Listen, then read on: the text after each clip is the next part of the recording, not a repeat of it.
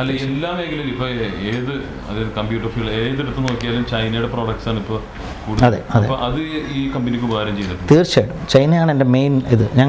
ഞാൻ 19 വർഷം വർക്ക് ചെയ്ത് ഷിപ്പിംഗ് ഫീൽഡിൽ വർക്ക് ചെയ്തത് ഇമ്പോർട്ട്സ് ബേസ്ഡാണ്, കംപ്ലീറ്റ് ഇമ്പോർട്ട്സ് ആയിരുന്നു എൻ്റെ. അപ്പോൾ ചൈന അല്ലെങ്കിൽ യൂറോപ്പ് ആയിരുന്നു കൂടുതലും ഇമ്പോർട്ട്സ് ഉണ്ടായിരുന്നു. അന്നും ഇന്നും കൂടുതൽ ഇമ്പോർട്ട്സ് വരുന്നത് ചൈനയിൽ നിന്നും യൂറോപ്പിൽ നിന്നാണ്. സോ അത് ഒരുപാട് ഞങ്ങളെ ഹെൽപ്പ് ചെയ്തിട്ടുണ്ട്.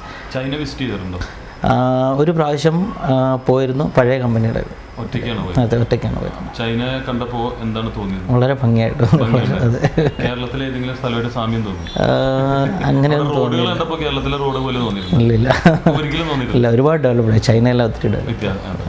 ഇപ്പൊ ഇവിടെ വന്ന് ഈ ഒരു ബിസിനസ്സിലേക്ക് വന്നതിന് ശേഷമാണല്ലോ വിവാഹം കഴിഞ്ഞത്. അതെ. വൈഫിന്റെ പേര് ബിന്ദു. ഏത് നാട്ടുകാരിയാണ്? ചേർത്തല, കണിച്ചുകുളങ്ങര. ബോംബെയിൽ നിന്നാണോ വളർന്നത്? അല്ലല്ല, ഞാൻ വിവാഹം കഴിച്ചത് നാട്ടിൽ നിന്ന് തന്നെ. വൈഫ് നാട്ടിൽ നിന്നായിരുന്നു. കല്യാണം കഴിഞ്ഞ ഉടനെ ഇങ്ങോട്ട് പോന്നു. അതെ. അപ്പോൾ ബോംബെയിൽ ആണ് കുട്ടി ജനിച്ചത്? അതെ. കുട്ടി മലയാളം പറയും? തീർച്ചയായിട്ടും വളരെ നന്നായിട്ട് പറയും. ചില വാക്കുകളെല്ലാം ഞാൻ പോലും അതിശയിക്കാറുണ്ട്. അതുപോലെ വൈഫ് പെട്ടെന്ന് ഇങ്ങോട്ടൊരു വരവാണ് വന്നത്. അതെ. അപ്പോൾ നാട് പെട്ടെന്ന് മിസ് ചെയ്തിട്ടുണ്ടാവുമല്ലോ? ആദ്യം ശരിക്കും ആ ഒരു ഹോം സിക്കും എല്ലാം ഉണ്ടായിരുന്നു. ഒരു നാട്ടിലേക്ക് പോകണമെന്ന് അങ്ങനെയൊക്കെ ഉണ്ടായിരുന്നു ആദ്യമൊക്കെ. ഇപ്പോൾ മാക്സിമം ഇവിടെ തന്നെ മതി പോകുന്നുണ്ടെന്നാണ്. ഇവിടെ തന്നെ മതി. അതെ. അപ്പോൾ ഭക്ഷണ രീതികൾക്കൊന്നും വ്യത്യാസം വന്നിട്ടില്ല? തീർച്ചയായിട്ടും ഇല്ല. എത്ര വർഷമായിട്ടുണ്ട് ഇപ്പോൾ ബാബുരാജ്? ഞാൻ 18-19 വർഷമായി. ഈ മലയാളി ഫുഡ് തന്നെയാണ് ഇപ്പോഴും? തീർച്ചയായിട്ടും. അതെ. ഇപ്പോഴും അതെല്ലാം കഴിക്കുമെങ്കിലും അതെല്ലാം താല്പര്യം ഇല്ലാണ്ടൊന്നുമില്ല. ഇവിടുത്തെ ആഹാരങ്ങളോട് താല്പര്യമുണ്ട്. പക്ഷേ എന്നാൽ കൂടി നമ്മളുടെ ആഹാരമാണ് എപ്പോഴും. അതൊരു 5 ദിവസം കഴിച്ചില്ല എന്നുണ്ടെങ്കിൽ ഭയങ്കര ബുദ്ധിമുട്ടാവും. ബാബുരാനെ കാണുമ്പോൾ എനിക്ക് ഹരിഹരന്റെ ഒരു ചെറുപ്പകാലത്ത് സുന്ദരമായ മുഖമാണ് എനിക്ക് തോന്നുന്നു. അപ്പോൾ സംഗീതമായിട്ട് ബന്ധമുണ്ട് അല്ലേ? തീർച്ചയായിട്ടും ഉണ്ട്, വളരെയധികം ബന്ധമുണ്ട്. പ്രൊഫഷണലായിട്ട് പാടാറുണ്ട്. ഞാൻ ചാനലുകൾക്കും ഇൻ്റർവ്യൂ കൊടുത്തിട്ടുണ്ട്. സൂര്യ അതുപോലുള്ള ചാനലുകളെല്ലാം വന്നിട്ടുണ്ട്. പിന്നെ ഞാൻ ആൽബംസ് ചെയ്തിട്ടുണ്ട്. ഞാൻ ലിറിക്സ് ഞാൻ തന്നെ കമ്പോസ് ചെയ്തിട്ട് ഒരു 10 പാട്ട് ബിജു നാരായണൻ രാധികത്തിലൊക്കെ പാടിയിട്ട് കൊച്ചിയിൽ റെക്കോർഡ് ചെയ്തിട്ട് ആൽബം ചെയ്തിട്ടുണ്ട്. ഒരു 3-4 ആൽബംസ് ചെയ്തിട്ടുണ്ട് ഞാൻ. തീർച്ചയായിട്ടും ഞാൻ ബിജു നാരായണനെ കാണുമ്പോൾ പറയുന്നത്, തീർച്ചയായിട്ടും ബിജുവിനെ അറിയാം പേഴ്സണലായി. പഠിച്ചിരുന്നത്. ഓ ഗ്രേറ്റ്. സ്കൂളും കോളേജൊക്കെ ഒരുമിച്ചിരുന്നു, സുഹൃത്തുക്കളാണ്. തീർച്ചയായിട്ടും ബിജുവിനെ അറിയാം. ഓക്കെ. അപ്പോൾ വളരെ അപ്രത്യക്ഷമായിട്ടാണ്, അതായത് ഒരു ബിസിനസ്മാനെയാണ് ഞങ്ങൾ കാണാൻ വന്നത്. അതിനെക്കുറിച്ച് ഇവർ പഠിച്ചു കഴിഞ്ഞപ്പോൾ കിട്ടിയ ഒരു പേരാണ്. പക്ഷെ ഒരു കലാകാരൻ കൂടിയാണെന്ന് അറിഞ്ഞത് ഇവിടെ വന്നപ്പോഴാണ്. എന്തായാലും നമ്മുടെ ബിസിനസ് പ്രോഗ്രാം ആണെങ്കിൽ തന്നെയും എല്ലാവരും കലയെ ഇഷ്ടപ്പെടുന്നുണ്ടാവും. അതുകൊണ്ടാണ് ഞാനിവിടെ ഇരിക്കുന്നത്. ഇപ്പൊ 2 വരി നമ്മുടെ പ്രേക്ഷകർക്ക് വേണ്ടിയിട്ട് ആലപിച്ചതിന് ശേഷം ബാക്കി തൊട്ട്.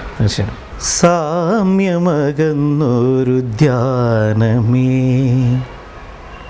കൽപ്പകോദ്യാനമേ, നിന്റെ കഥകളി മുദ്രയാം കമലദളത്തിലൻ ദേവിയുണ്ടോ ദേവി, സാമ്യമകന്നൊരു ധ്യാനമേ. അപ്പോൾ തീർച്ചയായിട്ടും കേരളത്തിലേക്ക് സിംഗിങ്ങിന് ഒരു ശ്രമം നടത്തിക്കൂടെ?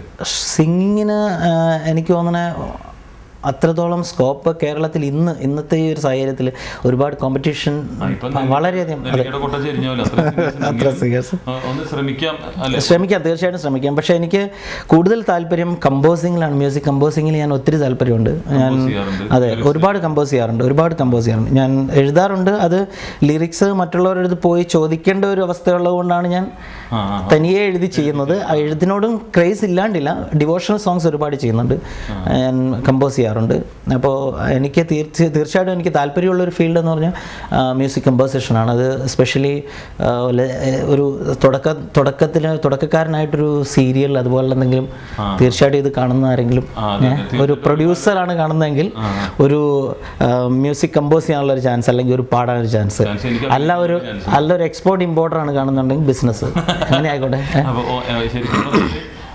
ഒരു ശ്രീനിവാസനാണ്, അത് കഥ തിരക്കഥ സംഭാഷണ എല്ലാം അതിൻ്റെ ഒപ്പം ബിസിനസ്സും കൂടി ചേർക്കാം. കാരണം ഈ വീട്ടില് മറ്റ് കലാകാരന്മാരോ കലാകാരികളുണ്ടോ? അതായത് മകളായിട്ടോ വൈഫോ? മകള് ഇപ്പോൾ 7 വയസ്സേ ആയിട്ടുള്ളൂ. പക്ഷേ ശ്രുതിയെല്ലാം കറക്റ്റായിട്ട് പിടിക്കുന്നുണ്ട്, പാടും. അപ്പോൾ ഇപ്പോൾ ടി വിയിലൊക്കെ കാണുന്ന പോലെ അവിടെ ഔട്ടായി പോയി എന്നൊക്കെ പറയും.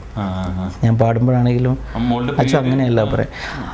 അനഖ എന്നാണ് പേര്. അനഖ ഭീമനൻ. വളരെ വ്യത്യസ്തമായ ഒരു പേരാണല്ലോ ഇരിക്കുന്നത്. അനഖ ഒരു പഴയ പാട്ടുണ്ട്, നല്ലൊരു പാട്ടുണ്ട്. സങ്കല്പ ഗായികേ. അനഖ ഒരു ദേവിയുടെ പര്യായമാണെന്നാണ്. സിനിമയുണ്ട്. വൈഫ് തീർച്ചയായിട്ടും വളരെ താല്പര്യമുണ്ട്. നല്ലൊരു ക്രിട്ടിക്കാണ്. പാടുമ്പോൾ പറയാറുണ്ട് ഇങ്ങനെയുള്ള പ്രശ്നങ്ങളുണ്ട്, ഇങ്ങനെയുള്ള കുറച്ച് ചില സമയങ്ങളിൽ അടച്ച് പാടുന്നുണ്ട്. സ്റ്റേജ് പ്രോഗ്രാമിലും വരാറുണ്ട്, ഫ്രണ്ടിലിരിക്കും. അപ്പം കറക്റ്റായിട്ട് പറയും. ഒരുപാട് കോമ്പറ്റീഷൻ ഉള്ള ഒരു ഫീൽഡിലാണ് നിലനിൽക്കുന്നത് അല്ലേ? അതെ, ഒത്തിരി കോമ്പറ്റീറ്റേഴ്സ് അല്ലേ? അതെ. അപ്പൊ അതിൽ നിന്നും വ്യത്യസ്തമായിട്ട് ഈ കമ്പനിക്ക് പിടിച്ചു നൽകാൻ സാധിക്കുന്നത് എന്ത് കഴിവുകൊണ്ടാണ്? സ്പെഷ്യലായിട്ട് ഞങ്ങൾ ഒരു കസ്റ്റമറിനെ കിട്ടിക്കഴിഞ്ഞാൽ അവർക്ക് ഏതൊക്കെ രീതിയിൽ സർവീസ് നമ്മൾ മാക്സിമം നല്ല സർവീസ് കൊടുക്കാൻ ശ്രമിക്കുക. അതാണ് ഞങ്ങൾ ഇപ്പോൾ ചെയ്യുന്ന ഞങ്ങളുടെ മോട്ടോ തന്നെയാണ്. സ്പെഷ്യലി വളരെ നല്ല സർവീസ് കൊടുക്കുക. മെയിൻ പിടിച്ചാൽ വിടില്ല. അതായിരിക്കണം. എല്ലാവരും അങ്ങനെ ആയിരിക്കണം എന്നാണ് എൻ്റെ അഭിപ്രായം. കാരണം ഒരു കസ്റ്റമറെ കിട്ടുക എന്ന് പറയുന്നത് ഇപ്പോൾ വളരെ ടഫാണ്. ഇന്നത്തെ മാർക്കറ്റിൽ വളരെ ബുദ്ധിമുട്ടാണ്. അപ്പോൾ തീർച്ചയായിട്ടും നമ്മൾ എത്രത്തോളം അവരെ ഹാപ്പി ആക്കാൻ പറ്റുക അത്രത്തോളം ഹാപ്പി ആക്കുക. അതാണ് മെയിൻ. അപ്പോൾ ഇത്രയും വർഷമായില്ലേ, ഇപ്പോൾ 10-12 വർഷമായില്ലേ കമ്പനി അല്ലേ? കമ്പനി എസ്റ്റാബ്ലിഷ് ഒരു വർഷമായിട്ട്. ഒരു വർഷം. ഈ ഒരു വർഷം വന്നിരിക്കുന്ന എത്ര ക്ലയൻസ് ഉണ്ടാവും? എനിക്കൊരു 4 മേജർ ക്ലയൻസ് ഉണ്ട്. ആരൊക്കെയാണ് അവർ? വോൾട്ടാസ്, വീഡിയോകോൺ, പിന്നെ ഒരു ക്ലാസിക് സ്ട്രിപ്സ് എന്ന് പറഞ്ഞിട്ടൊരു കസ്റ്റമറുണ്ട്, പിന്നെ പൂനെ ബേസ്ഡ് വേറൊരു കസ്റ്റമർ. അങ്ങനെ 4 മെയിൻ കസ്റ്റമേഴ്സ്. അപ്പോൾ ഈ തുടക്കത്തിൽ തന്നെ ഈ വീഡിയോകോൺ, ഈ വോൾട്ടാസിനെ പോലെ വലിയ കമ്പനികൾ എങ്ങനെ ക്യാൻവാസ് ചെയ്യാൻ പറ്റും? അവർ ഞങ്ങളുടെ പഴയ കമ്പനിയിലെ കസ്റ്റമർ ആയിരുന്നു. അപ്പോൾ അവരുടെ പേഴ്സണൽ ബന്ധം ഉണ്ടായിരുന്നു. It's one type of cheating we can say. അല്ല, അവരെ വലിച്ചുകൊണ്ട് പുതിയ കമ്പനി അതുകൊണ്ടാണ്. തീർച്ചയായിട്ടും ഞങ്ങളുടെ സർവീസ് അതുപോലെ സെർവ് ചെയ്തിരുന്നു. അതുപോലെ മാനേജ്മെൻറ്റിനേക്കാളും കൂടുതൽ ഞങ്ങൾക്ക് അവരെ ഹെൽപ്പ് ചെയ്യാൻ സാധിച്ചിട്ടുണ്ട് പഴയ കമ്പനിയിൽ. അപ്പോൾ അതെ, അതുകൊണ്ടാണ് ഞങ്ങൾ എന്നെ പോലെ ചെയ്യുന്നു എന്ന് പറയുമ്പോൾ, ഒരു പുതിയ സംരംഭം തുടങ്ങാൻ ആഗ്രഹമുണ്ടെന്ന് പറയുമ്പോഴത്തേക്ക് അവർ താല്പര്യം കാണിക്കുന്നുണ്ട്. അവർ എത്ര ഡീല് കഴിഞ്ഞു ഇപ്പോൾ അവരായിട്ട്? മെയിൻ കസ്റ്റമർ എന്ന് പറഞ്ഞാൽ ഏറ്റവും മെയിൻ കസ്റ്റമർ ഞങ്ങളുടെ വോൾട്ടാസാണ്. വോൾട്ടാസ് വളരെ നല്ല volume movement from China to Gulf. ഒരു ക്രോസ് ട്രേഡ് ബിസിനസ് ഉണ്ട് അവർക്ക്. ക്രോസ് ട്രേഡ് അതിൻ്റെ പേയ്മെൻ്റ് എല്ലാം ഇവിടെയാണ് ചെയ്യുക, ബോംബെയിലെ ചെയ്യുക. ബട്ട് അവിടെ ചൈനയിൽ നിന്ന് ഗൾഫിലേക്ക് പോകുന്ന മൂവ്മെൻറ്റ്. യെസ്, ഞാൻ പറഞ്ഞില്ല, ഓവർസീസ് ആണ് എൻ്റെ ഏറ്റവും വലിയ സ്ട്രെങ്ത്. അപ്പോൾ അതിൻ്റെ ബേസിൽ ഞങ്ങൾ വളരെ നന്നായിട്ട് പോകുന്നു.